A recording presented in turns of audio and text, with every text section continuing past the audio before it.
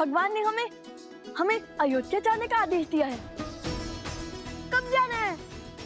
अभी, आज या कल? अति शीघ्र। वहां अश्वमेध यज्ञ आरंभ होने को है। वहां कई राज्यों के राजा, महाराजा और ऋषियों से मिलने का शुभ अवसर प्राप्त होगा। आयुष्मान भव। हम अयोध्या जा रहे हैं। हम अयोध्या जा रहे हैं। हम अयोध्या जा रहे हैं प्रभु श्री राम और माता सीता से मिलने। हम अयोध्या जा रहे हैं। कहाँ जा रहे हो तुम दोनों? अयोध्या। प्रभु श्री राम, माता सीता, अयोध्या। वन देवी ही सीता है। हम आ रहे हैं। नहीं, अयोध्या की महारानी के रूप में मिथिला कुमारी के सिवा और किसी को स्वीकार नहीं करेंगे। हाँ, तुम बिल्कुल ठीक कह रही हो। हमारी महारानी देवी सीता ही हो सकती हैं। हाँ हाँ, सीता ही हो सकती हैं। महारानी सीता थी। महारानी सीता थी। महारानी सीता थी। महारानी सीता थी।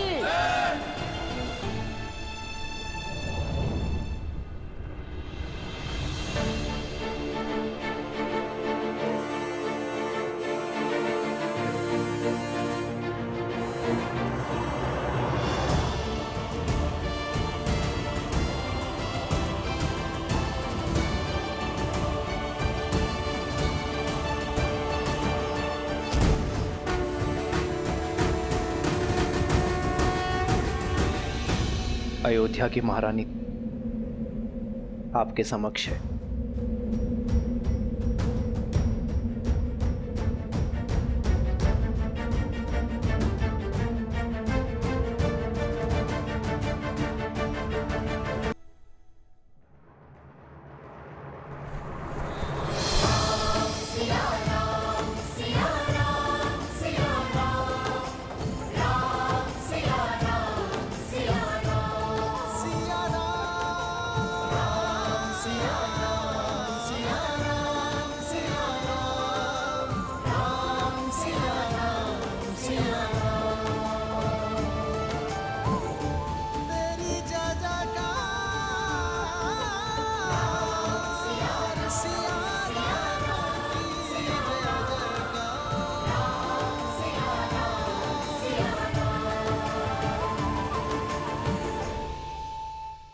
कर्म, शब्द और मन, ये तीनों मानव जीवन के अभिन्न अंग हैं।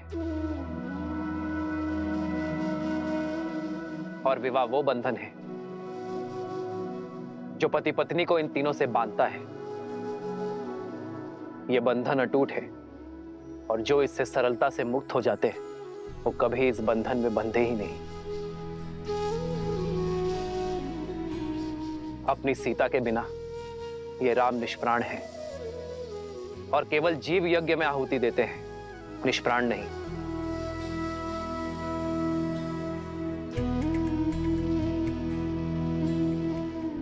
मेरी सीता मुझसे दूर अवश्य है, किंतु यदि मन एक हो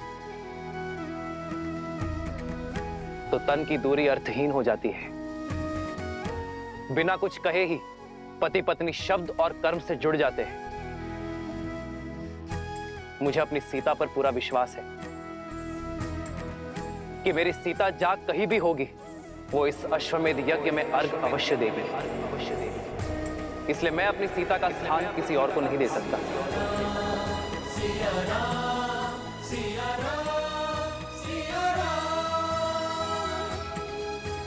इस यज्ञ में सीता की उपस्थिति अवश्य होगी। इस स्वर्ण प्रतिमा के रूप में, क्योंकि मेरी सीता स्वर्ण की भांति पवित्र है, स्वर्ण की भांति शुद्ध है।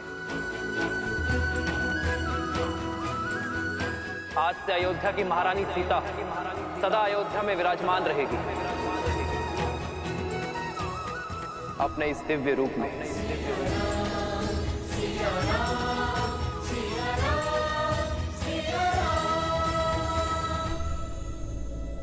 अब आप सभी विद्वान ये निश्चित करें कि मैं इस यज्ञ में आहुति देने का पात्र हूं या नहीं?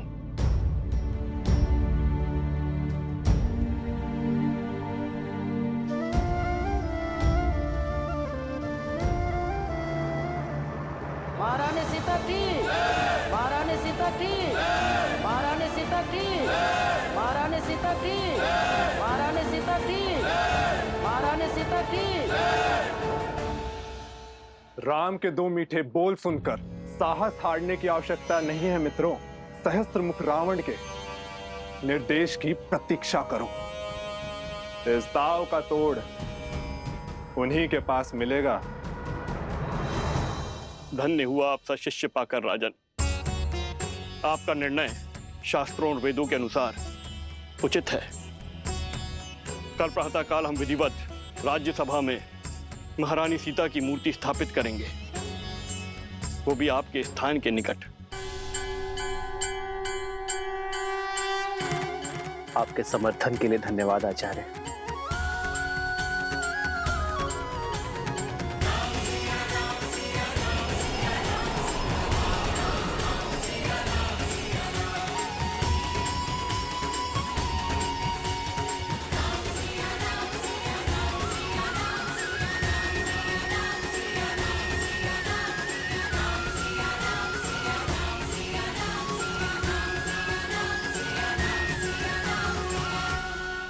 और स्मरण रखना पुत्रों, श्री राम की जीवन यात्रा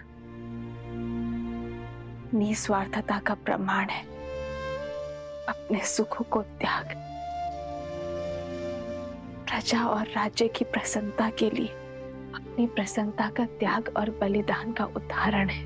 समझ गए माता, समझ गए। किंतु जब से हमें अयोध्या जाने का अवसर मिला है, तब से आप हमें त्याग और बलिदान के बारे में क्यों बता रही हैं? जो सत्य है वही बता रही हूँ। अच्छा तुम पूछो, तुम क्या जानना चाहते हो?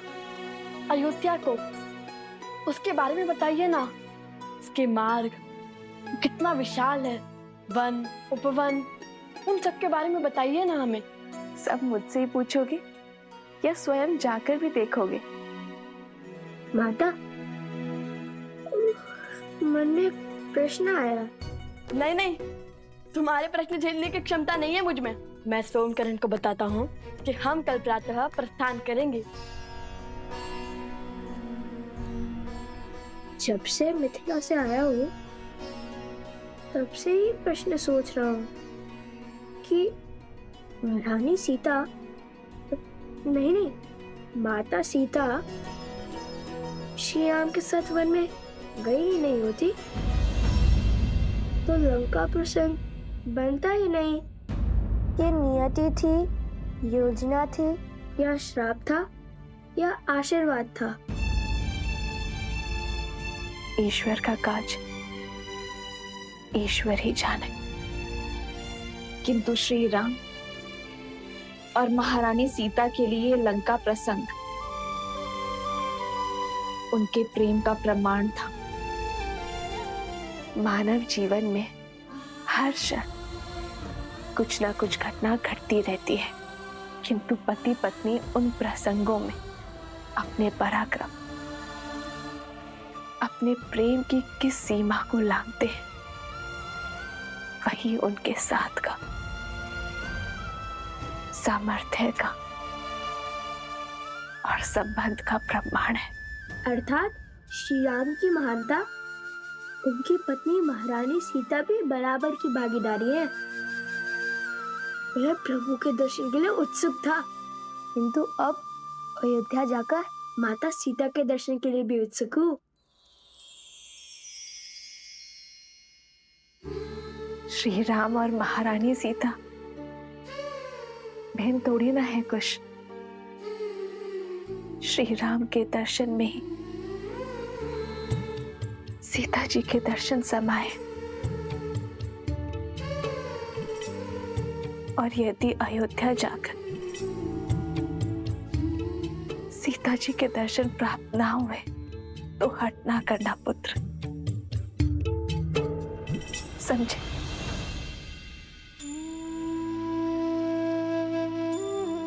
खुश?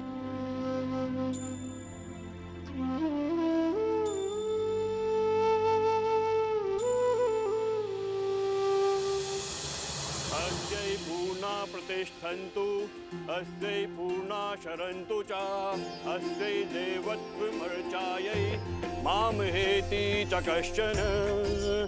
ओम श्री मन्मना गणाधिपते नमः। प्रसन्नो भवः वरदा भवः। सिया राम जय जय राम, राम सिया राम जय जय राम। महारानी सीता की मूर्ति स्थापना संपूर्ण हुई। सियावर रामचंद्र की सिया राम जय जय राम, राम सिया राम भैया, आज तक मैं आपके बलिदान को पूर्ण रूप से कभी भी नहीं समझ पाया। आपको देखकर सदैव यही सोचता रहा कि आपके पास परिवार का साथ तो है। आप जाना कि जब मनुष्य के जीवन में स्वजन का साथ ना हो तो परिजनों का साथ भी उसे अकेला कर देता है। परंतु मुझे अपने भैया के साथ के बिना जीना नहीं है भैया। इसीलिए आज मैं आपसे कुछ मांगना चाहता हूं। आप मुझे स्वयं से पूर्व जीवन का परित्याग करने की अनुमति दे दीजिए भैया।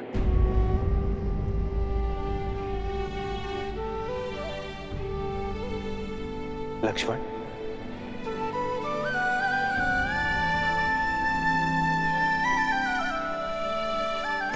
लक्ष्मण,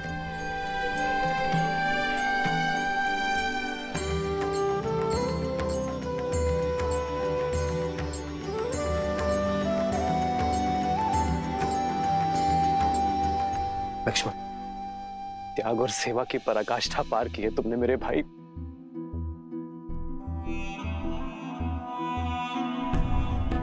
तुम कुछ और मांगो लक्ष्मण। कुछ और मांगने के लिए है ही नहीं भैया। मुझे ज्ञात है आपको मेरी ये मांग, मेरा स्वार्थ, मेरा हट प्रतीत हो रहा होगा, परंतु मैं क्या करूं भैया। मैं आपके बिना जीने की कल्पना भी नहीं कर सकता। मेरे अंदर उतना साहस ही नहीं है। मेरी बस यही एक इच्छा है और यही एक मांग है। आप बस मेरी इस इच्छा को पूरी कर दीजिए। हो रघुकुल रीत सदा चली आई, प्राण जाए पर वचन न जाई। धन्यवाद भैया, कोटि कोटि धन्यवाद।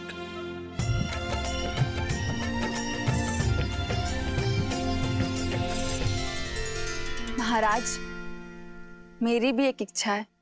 मेरे मन में सदा ये भय बना रहता है कि कहीं अपने सुख में अपने दीदी का त्याग और दुख को बिसरा ना बैठूं। इसलिए वनवास में पहने गए उनके वस्त्र को मैं अपने पूजा स्थल पर रखकर उनकी पूजा करना चाहती हूँ। वो वस्त्र देने की कृपा करें।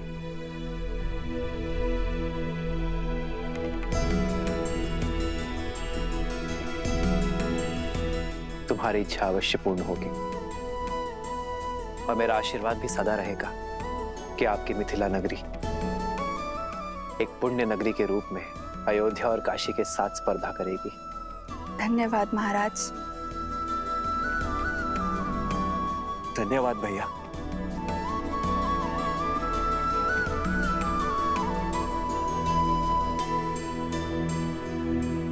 धन्यवाद मेरा नहीं, उस मिथिला का गुरु शत्रुघ्न, जिससे अयोध्या को ये 4 अनमोल रत्न मिले।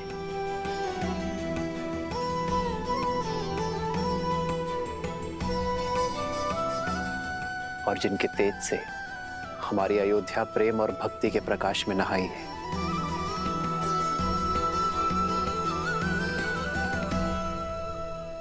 शीघ्र चलो कोश, समय बीता जा रहा है।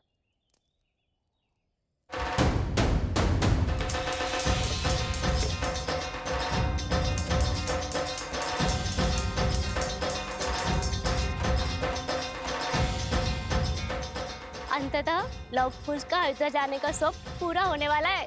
बजाओ। ठीक है, किंतु ये बैलगाड़ी क्यों ले आए? तुम्हारे लिए। भला ऐसे थोड़ी जाने देंगे हम राजकुमारों को, अर्थात ऋषि कुमारों को अयोध्या। हाँ, इसी सजी धजी बैलगाड़ी में जाएंगे हमारे लवकुश, पूरे सम्मान और सुख के साथ। उचित है। और सोमकरण को भी तो इसकी आवश्यकता पड़ेगी। परंतु सोमकरण, तुम्हारी पोटली कहाँ है? यहाँ है।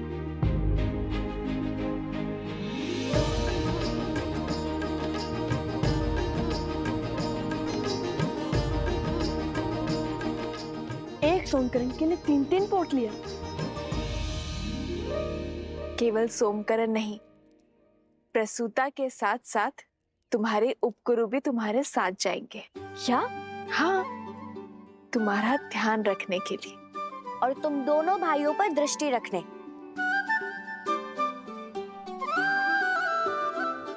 कहाँ है कुश? ओहो कुशम, आ भी जाओ। देखो हमारे साथ चलने के लिए कितने यात्री सज्ज हो गए।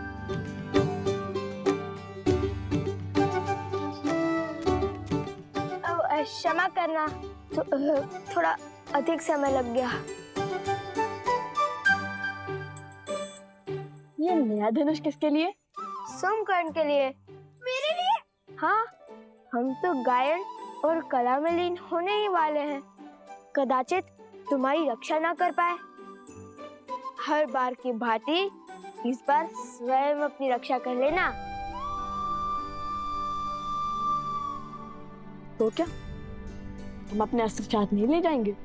वीणा बजाकर रामायण का गान करने वाले को अस्त्र की क्या आवश्यकता है ना गुरुदेव? लाइए। क्या? वीणा। वीणा तो मेरे पास है नहीं।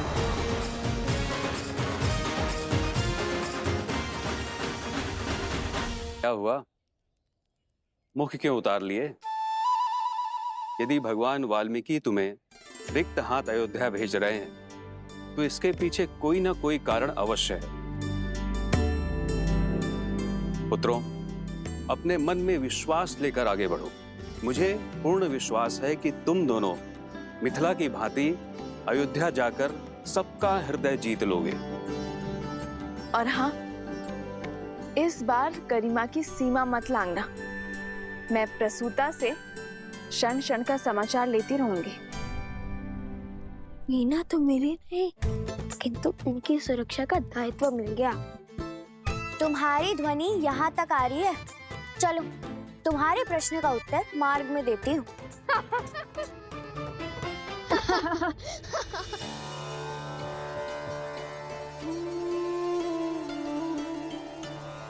तुम्हारा सबसे बड़ा स्वप्न पूर्ण होने वाला है।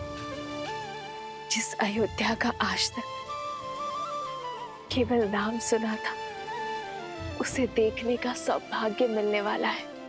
धर्म की इस नगरी में बिताए एक एक क्षण को एक एक जन्म की भांति जीना। और हाँ, जब भी रामायण का गान करो तो सुनने वालों को अपने शब्दों और अपने भावों से उनकी यात्रा को सुख देना। अवश्य माता, हम ऐसा गीत गाएंगे कि सब मंत्र मुक्त हो जाएंगे, है ना कुश? हाँ माता, किंतु हमारे पास वीणा होती तो हमारा सुर और भी सुंदर हो जाता। परंतु छोड़िए, ईश्वर की लीला ईश्वर जाने।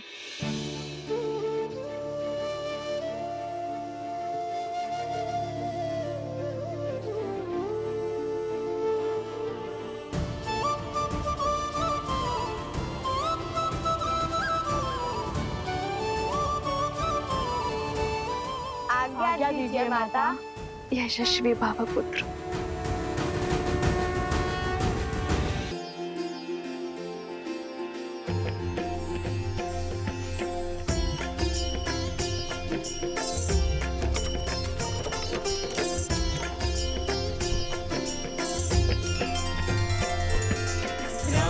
सिया राम जय जय राम। राम सिया राम जय जय राम। श्री राम, आज आपके पुत्र अपने घर में, अपने नगर में पग धरने वाले हैं। किंतु कितना अच्छा होता यदि मैं स्वयं आपको बता पाती कि रघुकुल के वंशज अपने राज्य में पधार रहे हैं। परंतु न जाने क्यों सुख के इस क्षण में भय मुझे खाए जा रहा है। किंतु उन्हें पूरा सत्य पता चल गया तो